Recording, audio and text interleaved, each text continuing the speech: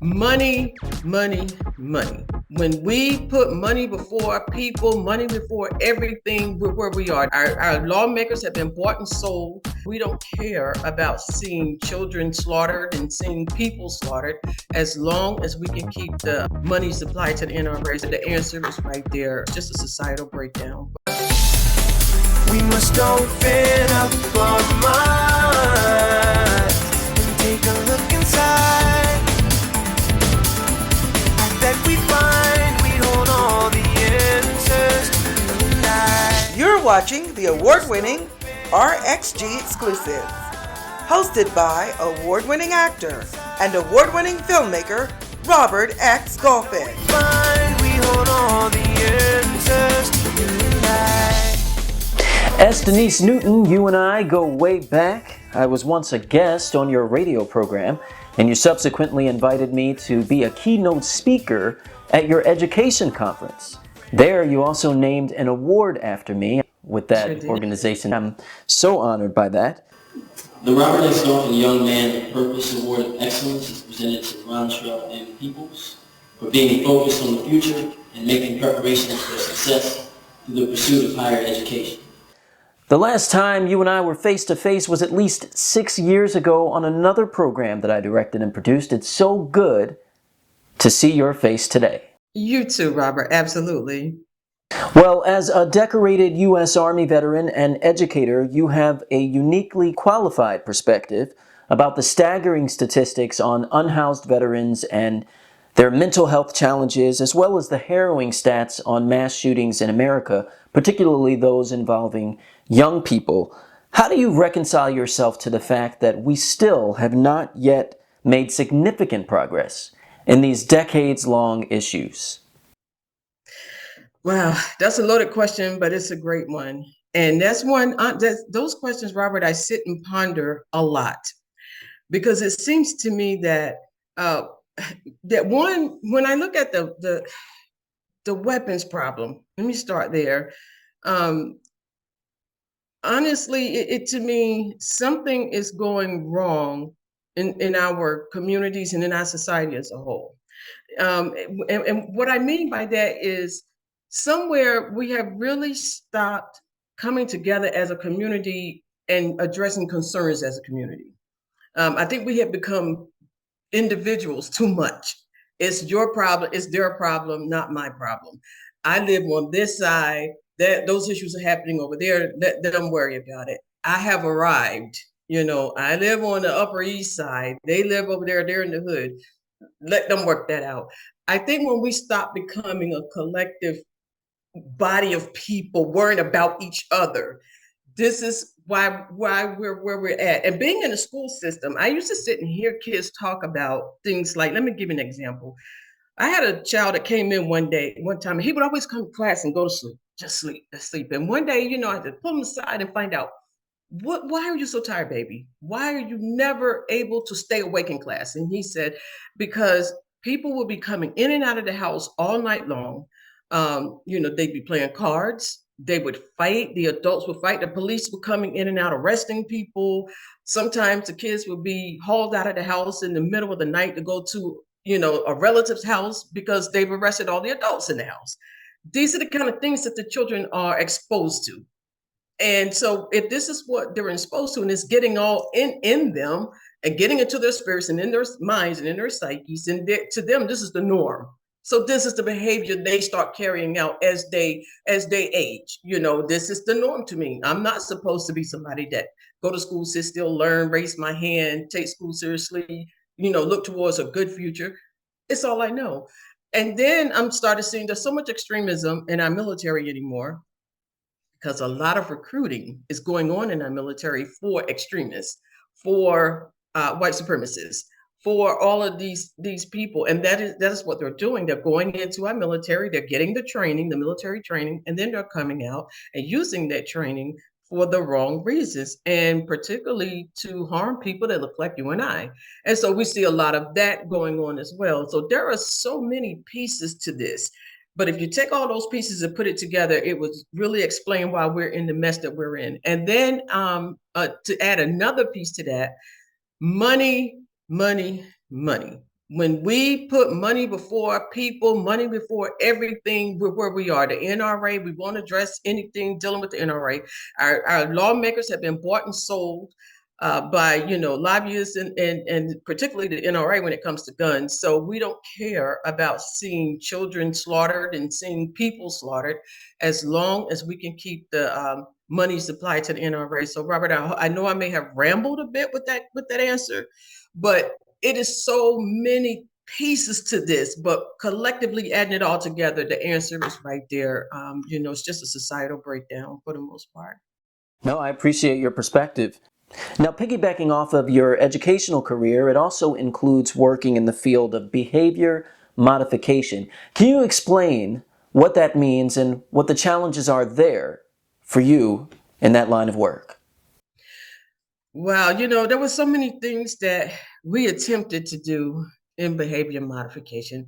I worked in New Jersey in an alternative school, and we had kids that some considered to be the worst of the worst in the state. These were kids that parents didn't want, school system, the public school system didn't want. Nobody wanted these children.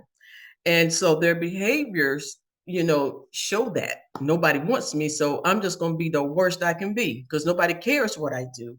So, they come to us and we try to set up and develop a plan to address those shortcomings that they had and try to redirect the behaviors that was putting them in these situations that they were in. And, the challenges that we faced was, again, resources for the most part, because oftentimes these children were children of color. For the majority of these children were children of color, and they come from neighborhoods and communities where there were not a lot of resources, and the people in charge did not care whether there were resources or not. They would have after school programs for them back in their neighborhoods, but a lot of them didn't go because that's where all the fights took places, and that's where the shootings happened, and that's where the problems happened, and nobody wanted to go tutor or whatever. So resources were a problem. And then sometimes it was hard to reach the children, even with the plans that were put in place for us in the behavior modification programs to try to, address their behaviors and redirect their behaviors, make sure they had the counseling that they needed, or the one-on-one services that they needed, whatever they needed. It was hard because the children, in their minds, it was so ingrained that nobody cares about me. You all are just going through the motions so you can get a paycheck. We've had kids to tell us that, oh, it's just about a paycheck. You really don't care about me. There was so many factors, but one of the things that I learned was that no matter how much they pushed away from us, I never moved. I stayed right there. That was very important to me. They could throw temper tantrums, throw chairs, which many of them did, throw fits, but I didn't let them see me. I would take that home, of course, that anger and that hurt and that pain and that emotional distress I saw in that classroom, but I wouldn't let them see it. And I would always try to get inside of them, hug them, let them know I want to teach you, but I want to love you as well. You are lovable. But there was just so many challenges, Robert, between the lack of resources, and them being able to see that a lot of these adults, they don't really care about me. They just get paid to do what they're doing. And they were clearly able to see that. And so some of us had to really just throw our heart and souls into it to try to prove to them that we do get paid, but we do care. But I did everything I could. I made myself available. I don't care if a child didn't get that lesson. I'm going to sit there and I'm going to keep pushing it until they got it, until at least I feel like they got it. I was just determined to do that. And I were able to reach quite a few of them. Having grown up in Eastern North Carolina and then become a soldier and an educator, you looked at this as a calling and continue to look at it as a calling, not a job. Absolutely. In this internet age, we're able to find and learn just about anything just by typing in to a search engine. But the online world is often frightening and unhealthy. You are unapologetically outspoken. In your opinion, how does one decide in the internet space when and when not to stand up for injustices and wrongs? That is an excellent question. And I have to tell you, Robert, I had to get to a place of being able to shut out the trolls and say what I felt needed to be said. Because sometimes I feel like God would give me something and say, I want you to say this. And then I would shy away because of the attacks I knew that were going to come if I said it, and I wouldn't do it. But then I would feel so unfulfilled at the end of the day because I feel like I haven't done what I should have done, because I could make one statement that could make a great difference to somebody. And if I didn't do it, I'm failing that person, because that person needed to hear that one thing. So it got to the point where I said, you know what I'm going to start doing? I'm going to say what I feel like God is putting in me to say. And I'm not going to turn off comments. I'm just not going to read them. And that is how I started to get the boldness to say what I need to say. And yes, they come at me all the time, but I don't read the comments. But even by doing that, I feel like I'm doing an injustice to the ones who are encouraging me to continue, or to give me kudos to say, thank you for saying that. I feel like I'm doing an injustice to those people. But in order for me to get out what I feel like needs to be said, I just have to ignore the comments and just keep going. Case in point, I give you a good point. I heavily follow this whole thing with the British monarchy, and the treatment that I feel that the two that have over here in America get versus what's going on over there. And I could put what I believe to be a simple statement out about that, and it'll become almost viral. So I said yesterday, I don't know how anyone with one functioning brain cell in their head could expect Meghan Markle to stay in a space where people loathed her, abused her, and dehumanized her. And then I said, if the monarchy unravels, it would be at their own hands and not hers. And I didn't expect much to come from that. I looked at the analytics earlier, just looking at over 30,000 views and, 20 some thousand comments, and these are mostly positive comments. And these are mostly coming from the UK. And these are people saying, I'm glad that somebody said that. I'm glad to hear somebody else say that. I just didn't have the nerve to come out and say it because I don't like people to jump on me. But see, this is what lets me know I'm on the right track.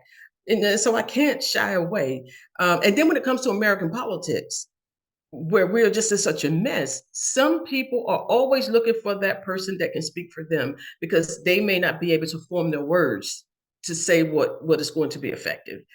But they want know that somebody feels like they do.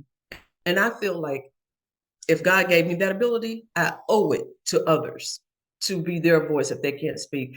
And I just have to tell myself, I don't care what you think about me. I don't care what you say about me. I'm going to say this. We're living in a jacked up nation. And this is coming from a veteran of the United States Army. We're about to lose our democracy. And that's one of the reasons why I am so vocal.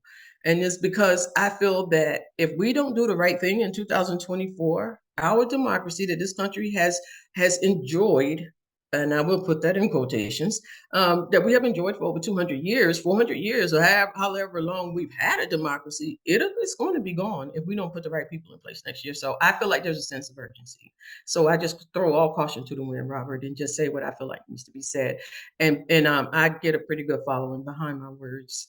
And I just have to do it bravely with a little bit of courage. Well, now, I've authored 2 books. However, you have authored nearly a dozen. Loved ones and others don't often understand or appreciate or respect our process as writers. How do you find the time and freedom to write amid your everyday life? And tell me about some of your work. Well, let me start from when I was 12, Robert.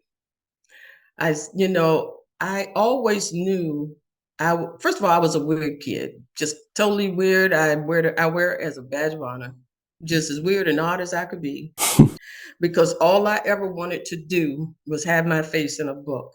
Now I was 5 years old, and I'm going to build up to answer your question. It'll make more sense if I start from the beginning.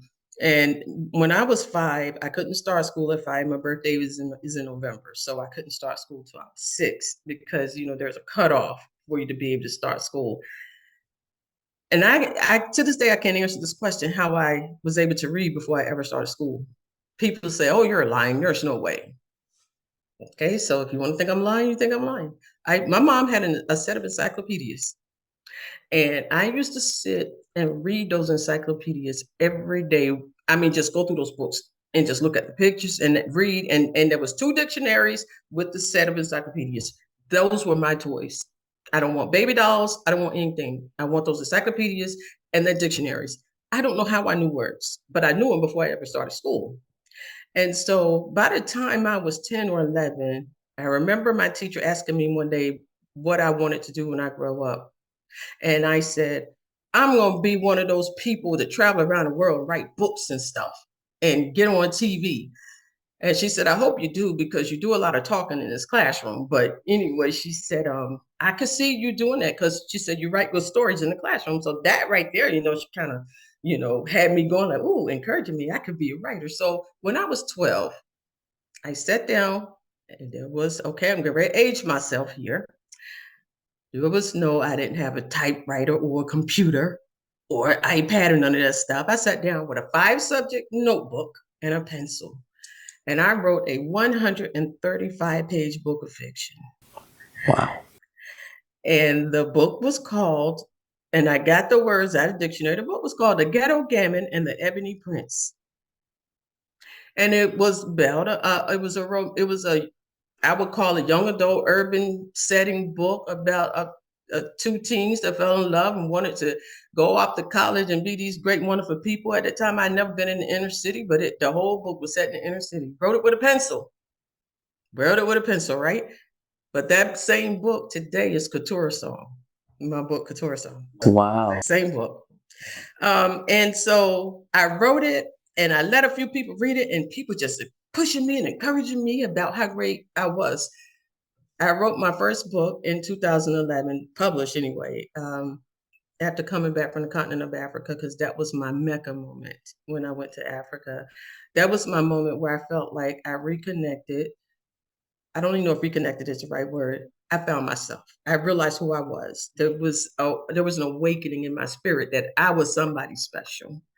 And I came back and wrote about my travels to Africa, my experience over there. And that's when I wrote my first book, was in 2011 after I returned from Africa. And it was imperative that I continue writing, because it was all stuff that God was putting in my head. Even my books of fiction have profound messages in them. So everything I do is strategic. There is a message in everything that I do. So I make the time. I have set up till 5 and 6 o'clock in the morning and had to rework at 8. Because if that chapter wasn't perfect, I'm not going to sleep till it is. And then I might lay down for an hour or 2, get up, take a shower, and go to work. I've done that several times. I know, I told you I was weird. Bad, Your Honor. Well, you have to do what you have to do when you're in that creative space, right? That's right, absolutely. Well, yes. No, go ahead. Yeah, and it's once I got that one done, and that was nonfiction. And then I wrote my first book of fiction right after that, which that's the same one that I said I started with a pencil when I was 13 years old. And I turned that into an actual work of fiction. And then I did one with some elementary school kids. I published one for them. And then I did another one that was nonfiction. I mean, I just could not quit. It's like, even if I tried, I couldn't stop. It was like a drug. It was like I just could not stop. And and I felt good, because I felt like I was actually walking in my calling. Robert, I think it is a horrible feeling if you know that you have a purpose in this life and you're not carrying it out. You're not just doing yourself a disservice. You're doing a disservice to the people that need what you have. And I just believe that everybody came into this world with a distinct purpose. God put every one of us here to do something, to impact people in some way. And when we don't do it, or we're selfish with our gifts, we're hurting others. And when I began to feel that in my mind and in my spirit, that's why I don't stop. And I'm not going to stop until they say ashes to ashes, dust to dust. Well, I would have to say it before then, but you know what I mean. Amen to that. Well, what's next on the horizon for you? Well, as I sit and think about that one, I really just want to stay actively involved, get back involved somehow with youth. Our youth are so different. Gen Z, I'm worried. They're good in so many ways. They're passionate. They got that I don't give a flip spirit about something, things that they really believe in. They're going to speak on it and they're going to go out there and make it happen. That I give them kudos about. But there are some things they got to know they can't live in this world alone. It's not just them. And what I mean by that, Robert, is I see where they want to X out people like me. You know, if you're over a certain age, I see a lot online where they feel like we no longer serve a purpose in the world. I see a lot of that through their online postings. Like I see them say, they outright come out of their mouth and say, "Oh well, people, you know, y'all old people are you're gonna be dead soon anyway, so nobody cares what you think or what you have to say." I see a lot of that, and when I see it, it pains me. Not because you're calling us old, but because you don't know it takes all of us, what we all have, to make this world work. You know, you're gonna it's gonna take the elders to give you something for you to go forward. And we can even take something from you, you know, and if we all put these collective talents together and purpose together, this world wouldn't be in the fix that it's in right now and the mess that we're in.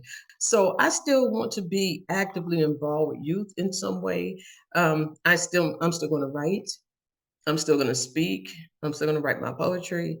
I'm still going to do whatever I can do as long as I can do it. When I stop doing it, it's going to be because my voice is gone. That's it. That's the only thing that's gonna stop me. My voice will no longer. But if my voice is gone, these fingers better be stopped too, because I'll be still writing. No, that's it. My purpose. I want to be able to hear, "Well done." That's good and faithful servant. You did what I put you here to do. Well, S. Denice Newton, you always call me the awesome one, but I have to say you're pretty doggone awesome yourself. Thank you so much for your time.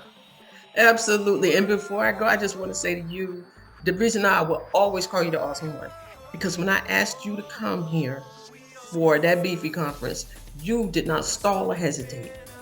You were here and you left such an impression on these young people. And even to this day, sometimes my son and I sit and talk about you, sometimes even to this day, you left an impression. And I was like, the way you just said, yes, yes, I'll be there. How can I not? And then you're just awesome. Aside from that, the work you do. He has done a lot in his young life, including he's an author, he's a scholar, he's a filmmaker, he's an actor, he's a journalist, he's a motivational speaker. He's a whole lot of things rolled up in one. And when I refer to him, I tell him that he's a baby doll. I just think he's the sweetest thing. So I thank you for having me on today. I just thank you for who you are. I know I don't see or hear from you much, but I've been watching your pages. I watch everything you do. I want you to. I'm Robert X. Golphin. Thanks for watching RXG Exclusives. I'll see you next time. See, you can buy a car in 2010, and the value of that car will decrease come 2015, but the value of an education will never go down. And education is free to a certain extent. Everyone, regardless of age, race, or color, should aspire to learn as much as they possibly can. You owe it to yourself to take full advantage of knowledge. They say knowledge is power, that the mind is a terrible thing to waste. They are absolutely correct. But for the young people of color, there is a specific urgency to the need for knowledge, because the black community is in dire need of a major makeover. Because when we're young and things don't go our way, what do? We slam doors, right? We stomp our feet, sometimes use profanity. But see, education will teach you how to manage your feelings. Now, I'm not saying there's anything wrong with expressing how you feel. If you're angry, be angry. If you're sad, be sad. But what matters most is what you do next with those feelings. Because there's a right way to handle things, and there's a what? Okay. So who are the people that surround you? The saying goes, you are the company you keep. If the people within your circle of association are doing the wrong thing, it's a safe bet that you will be labeled guilty by association. Or worse, you will become a scapegoat. This means that you may be forced to take the rap for something you did not do. You could potentially be persecuted and or prosecuted. That's right, it's likely that even if you are innocent, you will still pay the price. That's right. Even those these people are insecure, jealous, and envious. They will tell you in a heartbeat that you're the best thing since sliced bread and ice cream, then turn around and talk about you behind your back. They're on a downward spiral and will do just about anything to drag you down with them. And so instead of encouraging you to keep on keeping on, they'll do their best to steal your joy. I know this all too well. See, right now in my life, I'm reevaluating associations and friendships that I have. Because I've been talked about, cussed at, and sabotaged. There are some folks who treat me well when they feel like it, and there are some who treat me like dirt all the time. I admit that sometimes these things have stopped me dead in my tracks and caused me to lose focus and stumble. But then I shook it off, because these unhealthy distractions are merely speed bumps on the road of life. What matters is that I keep on moving up the road. What matters is that you keep on moving up the road.